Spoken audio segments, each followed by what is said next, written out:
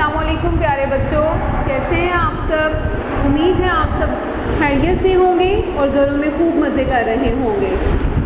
तो जैसा कि आप देख सकते हैं कि मेरे हाथ में आपकी किताब है मुबादियाती कौमी इकनॉमिक्स जुमात दहम की। तो आज हम इसका मुतालिया करने जा रहे हैं। आज का हमारा उन्वान है बाब नंबर 14, उसके तफसीली सवालात। तो आज का हमारा उन्वान है बाब 14 के तफसीली सवालात।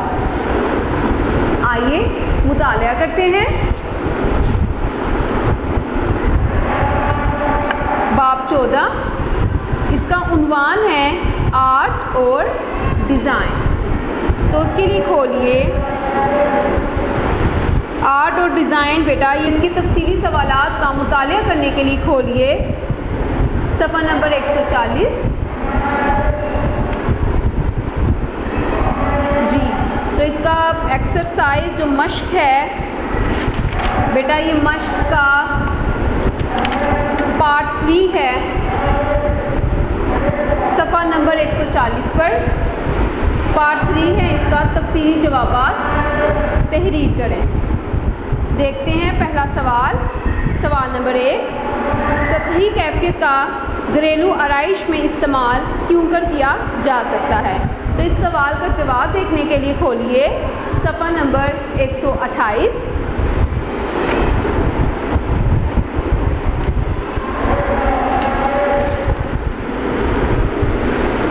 सतही कैफियत या दूसरे लफ्ज़ों में हम इसे टेक्सचर भी कहते हैं कि सतह किस किस्म की है, उसकी क्या कैफियत है, उसका टेक्सचर कैसा है। हर डिज़ाइन मादे से वजूद पाता है। तो इसका सवाल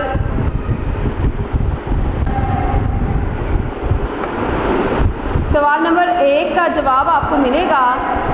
ये पार्ट 2 जो है सतही कैफियत या टेक्सचर के नाम से बेटा आपको एक हेडिंग मिल रही होगी, तो ये आपने कंप्लीट करना है।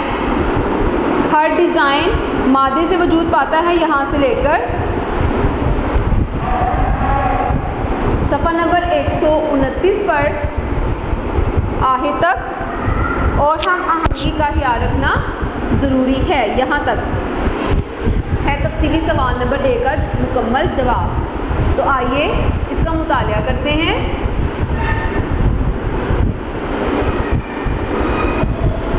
सतही कैफियत या टेक्सचर, हर डिज़ाइन मादे से वजूद पाता है और एक सतह या टेक्सचर का हामिल होता है। किसी चीज़ को देखने या छूने से पैदा होने वाला एहसास इस चीज़ की सतही कैफियत कहलाता है। यानी हम जैसे फॉर एग्ज़ाम्पल मिसाल के तौर पर ये टेबल है, तो इसकी सतह को छूने से इसको देखने से जो मुझे एहसास पैदा हो रहा है, जैसे कि मुझे इसकी सतह खुरदरी लग रही है, तो ये जो एहसास मुझे पैदा हो रहा है बेटा, इसे कहते हैं इसकी सतही कैफियत, इसका टेक्सचर इसको कहते हैं।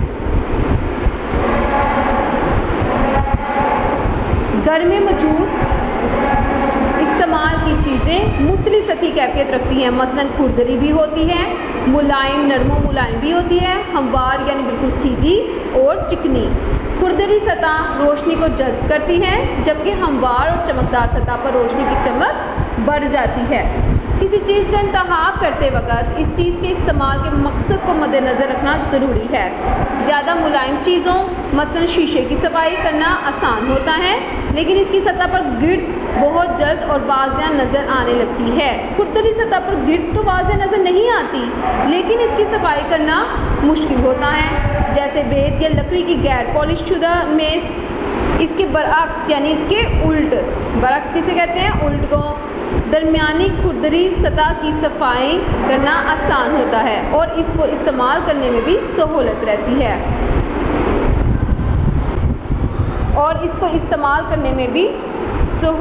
रहती है, मसलन लकड़ी के पॉलिशुदा फर्नीचर वगैरह। घरेलू पर्दे, पोशिश, लकड़ी के फर्नीचर, दीवारें, तस्वीरें, गुलदान, गर्ज हर चीज़ किसी न किसी तरह का टेक्सचर रखती है, जिनको एक ही जगह पर इस्तेमाल करते वक्त टेक्सचर के लिहाज से जोड़ और अहम आहंगी का ख्याल रखना ज़रूरी है। तो बेटा ये अहम मालूमात है, ये भी आपने करनी है। कमरे की आराइश करते वक्त सतही कैफियत के मुताबिक चीज़ों का इस्तेमाल करना चाहिए, यानी अगर सोफ़े मुलायम कपड़े के हों तो पर्दों में भी खुरदरापन इस्तेमाल ना किया जाए। बेटा अब नीचे 3 तस्वीरें बनी हुई हैं, ये टेक्सचर की यहाँ पर मुख्तलिफ इकसाम आपको दिखाई गई हैं कि किस तरह का टेक्सचर होता है। तो इसके साथ ही हमारा सवाल नंबर 1 का जवाब अपनी तकमील को पहुँचा। अब सवाल नंबर 2 के लिए खोलिए सफ़ा नंबर 150, 140 जी। दूसरा सवाल है हमारा तवाज़ुन और उसकी इकसाम पर नोट लिखना है। तो बेटा इसके लिए खोलिए सफ़ा नंबर 133,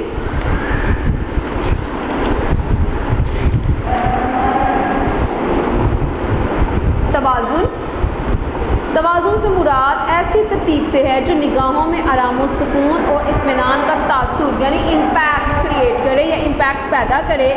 आर्ट में तवाज़ुन की मसाल तोलने वाले तराजू से दी जा सकती है, जैसे जिसे मतवाज़न यानी कि बराबर करने के लिए इसके मरकज़ के दोनों अतराफ़ में हम वज़न अशिया या बराबर की दिलकशी और जाज़बियत का होना ज़रूरी है। तो आप जैसे कि एक तराजू देख सकते हैं, अगर हम चाहते हैं कि इसके दोनों पलड़े जो हैं वो एक दूसरे के बराबर हों, तो हमें चाहिए कि दोनों पलड़ों में हम बराबर का हम वज़न जो अशिया हैं, यानी ऐसी अशिया जिनका वज़न एक ही बराबर होता है, हम इसके दोनों पलड़ों में वो अशिया रख दें।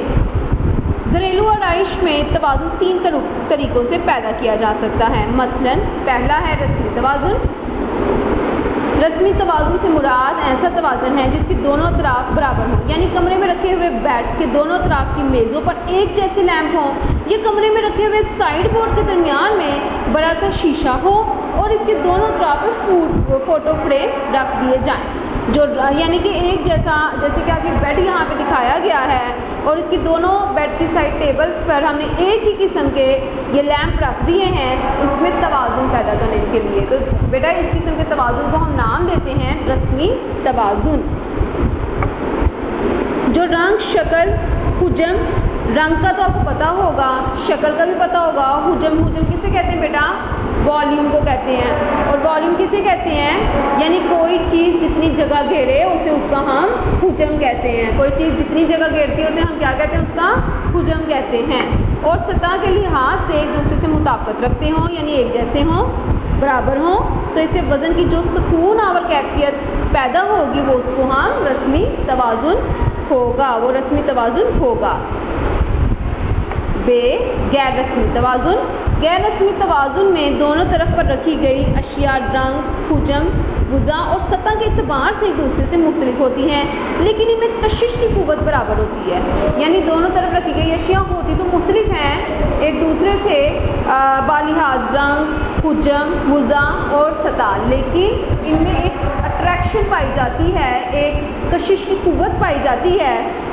कम हुजम और छोटे कमरों में ज़्यादातर गैर रस्मी तवाज़ुन का इस्तेमाल किया जाता है, क्योंकि इससे सजावट में हरकत का एहसास पैदा होता है, कमरा बड़ा लगता है। तो ये देखें बेटा, ये एक पिक्चर दी गई है एक रूम की, तो आप देख सकते हैं कि ये गैर रस्मी तवाज़ुन की मिसाल आप देख सकते हैं। इस बेड के दोनों अतराफ़ में इसने 2 मुख्तलिफ चीज़ें रख दी हैं। एक तरफ इसने लैंप रख दिया है, तो दूसरी तरफ इसने छोटा सा गुलदान जो है वो रख दिया है। तो ये बज़ाहिर दिखने में ये गैर रस्मी तवाज़ुन है, लेकिन ये एक कशिश की क़ुव्वत पैदा कर रहा है, एक अट्रैक्शन पैदा कर रहा है, जाज़बे नज़र लग रहा है।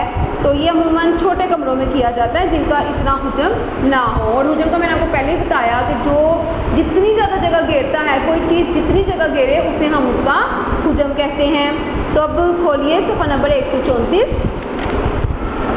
तवाज़ुन की आखिरी एक किस्म को देखने के लिए। जीम, घूमता हुआ तवाज़ुन। इस किस्म के तवाज़ुन में दिलकशी का एहसास एक नुक्ते से शुरू होकर तमाम अतराफ़ पर बराबर होता है। इससे निगाह एक मरकज़ पर रहने की बजाय हर तरफ घूमती है। इसकी मिसाल फूलों की पत्तियां हैं जो दरमियान से बाहर की तरफ निकली हुई होती हैं। इस किस्म का तवाज़ुन ज़्यादातर हाल, कमरों और खुली जगहों पर इस्तेमाल किया जाता है। तो ये जैसे कि बेटा आप देख सकते हैं यहाँ पर, ये आपको एक घूमता हुआ तवाज़ुन आपको मिल रहा है कि कहीं पे ये सोफ़ाज़ लगे हुए हैं, कहीं पे अलमारियाँ हैं, और फिर यहाँ पे ये जो सोफ़ा है, रेड कलर का सोफ़ा, ये बिल्कुल सफ़ेद कलर के सोफ़े से ये बिल्कुल मुख्तलिफ है। कहीं पे ये LCDs लगी हुई हैं। तो ये हर तरफ जो नज़र है एक मरकज़ पर, यानी एक नुक्ते पर रहने की बजाय नज़र हर तरफ घूमती है। तो बेटा इस किस्म के तवाज़ुन को हम नाम देते हैं घूमता हुआ तवाज़ुन। ये ज़्यादातर बेटा हॉल, कमरों या जो खुली जगह होती हैं हम वहाँ पर इसका ज़्यादा इस्तेमाल करते हैं। तो इसके साथ ही सवाल नंबर 2 का जवाब अपनी तकमील को पहुँचा। सवाल नंबर 3 के लिए खोलिए सफ़ा नंबर 140। तसलसल से क्या मुराद है? घरेलू आराइश में इसकी क्या अहमियत है? तो इसके लिए खोलिए सफ़ा नंबर 135। जी बेटा, यहाँ पे सफ़ा नंबर 135 में आपको एक हेडिंग नज़र आ रही होगी, पॉइंट पार्ट 4 नज़र आ रहा होगा, तसलसल। तो यहाँ से इसका जवाब शुरू होता है। तसलसल से मुराद ऐसी नरम और मुसलसल हरकत है जो निगाहों को एक सिरे से दूसरे सिरे तक घुमाती हुई ले जाए। मसलन अगर सोफ़े पर रखे हुए कुशन पर्दों के हम रंग हों तो इसमें तसलसल पाया जाएगा। किसी भी सजावट में तसलसल मुंदरजा ज़ैल तरीक़ों से पैदा किया जा सकता है। नंबर 1, बार बार दोहराने से। नंबर 2, किसी साइज़ को बदतरीज बढ़ाते जाने से। बदतरीज यानी आहिस्ता आहिस्ता। चीज़ों को मुसलसल खतूत के ज़रिए, खतूत किसे कहते हैं? लाइनों को मिलाने से। मरकज़ से फैलते खतूत के ज़रिए। मरकज़ यानी जो हमारा मरकज़ सेंटर वाली जो जगह होती है, दरमियानी जगह होती है, उसे हम मरकज़ कहते हैं। माहौल में दिलचस्पी और तसलसल की कैफियत पैदा करने के लिए मुख्तलिफ़ चीज़ों को एक ख़ास जगह पर यकजा किया जा सकता है। मसलन अगर कमरे की एक दीवार पर कोई सजावट की चीज़ लगी हो तो कमरे में दाखिल होते ही नज़र एक जगह ठहर जाएगी। लेकिन अगर इसी दीवार पर 3 यकसा चीज़ें इसी तरह लगा दी गई हों कि नज़र तीनों चीज़ों पर एक ख़ास अंदाज से पड़े तो तसलसल की कैफियत नुमाया होती है। तो बेटा यहाँ पे एक तस्वीर दिखाई गई है और इसकी एक वॉल पे आप देख सकते हैं कि तीनों तस्वीरें एक ही जैसी हैं। तो ये जब नज़र इन तीनों चीज़ों पर एक ख़ास अंदाज से पड़ेगी तो तसलसल की एक कैफियत जो है वो पैदा होगी।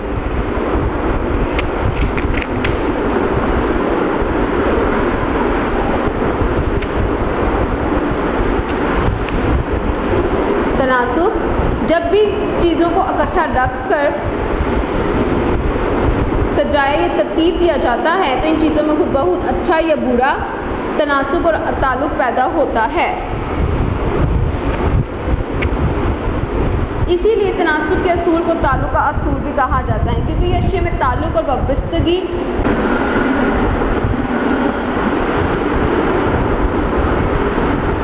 तो बेटा जैसा कि आप ये तस्वीर देख सकते हैं कि कमरे की एक दीवार पर तीनों तस्वीरें बिल्कुल एक जैसी लगाई गई हैं, जैसा कि, लेकिन आपको इस तस्वीर में 2 तस्वीरें नज़र आ रही होंगी। लेकिन जब नज़र इन चीज़ों पर पड़े, एक ख़ास अंदाज से पड़े, तो एक तसलसल की कैफियत नुमाया होगी। तो बेटा सवाल नंबर 3 का जवाब यहाँ तक है बिल्कुल। इसके साथ ही सवाल नंबर 3 की भी तकमील हुई। अब आखिरी सवाल नंबर 4 के लिए खोलिए सफ़ा नंबर 140। रंग के बारे में तफसीलन तहरीर करें। रंग के बारे में यानी तफसीलन तहरीर करें या लिखें। तो इसके लिए खोलिए सफ़ा नंबर 130।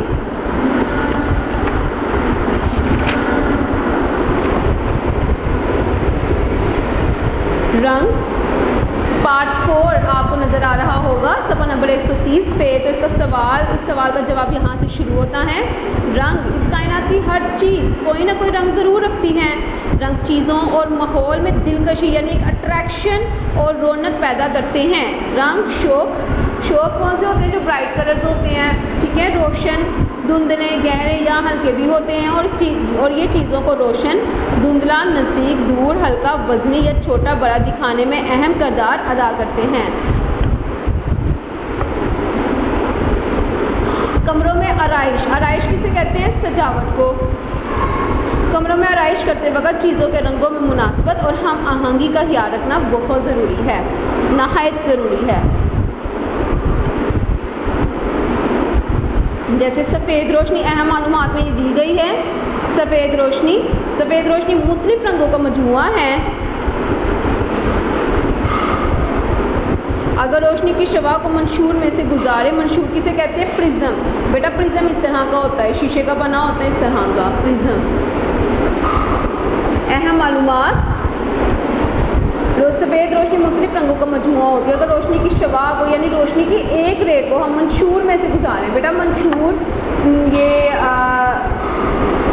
ट्रायंगुलर शेप का होता है और इसकी शेप कुछ इस तरह से होती है। जब हम रोशनी की शवा को यानी रोशनी की एक रे को इसमें से गुजारते हैं तो इसके बाद वो 7 रंगों में बट जाती है, तकसीम हो जाती हैं। और ये रंग बनफशी, जामनी, नीला, सब्ज़, पीला, नारंगी और सुरख होते हैं, सुरख हैं। अगर आप फितरत की बनाई हुई कोसो गज़ा अगर आप फितरत की बनाई गई कोसो कज़ा किसे कहते हैं? रेनबो। जो हमें ये कोसे कज़ा की तस्वीर भी बेटा दी गई है कोसो कज़ा की, ये रेनबो आपको नज़र आ रही है जो कि 7 रंगों का मिलाप है। बारिश के बाद अमूमन आपको आसमान पर नज़र आती है। और रंगों के दायरों का, ये रंगों का दायरा है, अगर हम मुशाहिदा करें तो यही 7 रंग इसमें इसी तरतीब में नज़र आते हैं। अब बढ़ते हैं सफ़ा नंबर 131 की जानिब। माहिरीन ने रंगों से मुतल्लिक़ मुख्तलिफ़ नज़रियात पेश किए हैं। इनमें से रंग के बारे में सबसे सादा और मशहूर नज़रिया ये है कि सिर्फ सुरख, पीला और नीला बुनियादी रंग हैं जो खुद से मौजूद होते हैं और इन बुनियादी रंगों को मिलाने से दीगर रंग बनाए जा सकते हैं। यानी सुरख, पीला और नीला ये बुनियादी रंग यही हैं। इन तीनों की हम अमेजिश करेंगे। अमेजिश के लिए कहते हैं इनकी आपस में इनको मिलाप कर देना इनका। तो जब हम इन तीनों को मिलाते हैं, इन तीनों रंगों को मिलाएं तो इन तीनों रंगों को मिलाने से ही हमारे पास दीगर रंग बनते हैं, यानी बहुत से दूसरे रंग इन तीनों रंगों की अमेजिश से बनते हैं। बुनियादी रंग ऐसे रंग कुदरती तौर पर कायनात में मौजूद है, ये कुदरती तौर पर कायनात में मौजूद होते हैं और इनमें किसी रंग की अमेजिश नहीं होती, यानी मिलावट नहीं होती। ऐसे रंग बुनियादी रंग कहलाते हैं। सानवी रंग, ये रंग बुनियादी रंगों की अमेजिश से बनाए जाते हैं। मसलन सुरख और पीले को अगर हम मिला दें, सुरख और पीले को मिला दें तो नारंगी बन जाता है। पीला या नीले को मिला लें तो सब्ज़ बन जाता है और सुरख और नीले को मिला लें तो जामनी बन जाता है। तो बेटा ये सानवी रंग भी दिए गए हैं। जीम, दरमियानी रंग, ये रंग बुनियादी और सानवी रंगों की अमेजिश यानी उनकी मिलावट से उनको मिलाने से बनते हैं। मतलब सब्ज़ रंग में नीला रंग मिलाने से नीलाहट माइल सब्ज़ रंग में पीला रंग मिलाने से पीलाहट माइल सब्ज़, जामनी रंग में नीला रंग मिलाने से नीलाहट माइल जामनी रंग में सुरख रंग मिलाने से सुरख माइल जामनी, नारंगी रंग में सुरख रंग मिलाने से सुर्खी माइल नारंगी और नारंगी रंग में पीला रंग मिलाने से पीलाहट माइल नारंगी वगैरह। ये दरमियानी रंग भी बेटा आपको दिए गए हैं।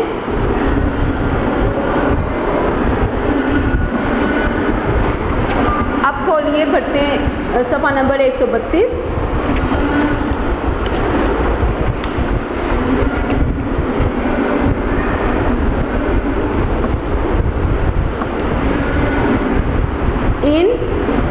अब बढ़िए सफ़ा नंबर 132 की जानिब।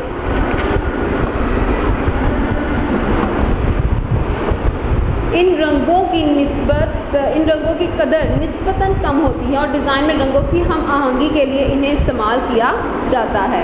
रंगों का दायरा यानी जिसे हम इंग्लिश में कलर व्हील भी कहते हैं। रंगों के दायरे में 12 रंग होते हैं जिनमें से 3 बुनियादी रंग और 6 दरमियानी रंग। इन तमाम रंगों को मिलाने से मज़ीद रंग बनाए जा सकते हैं और रंगों के दायरे पर मौजूद रंगों से मुख्तलिफ हम आहंगियाँ बनाई जाती हैं।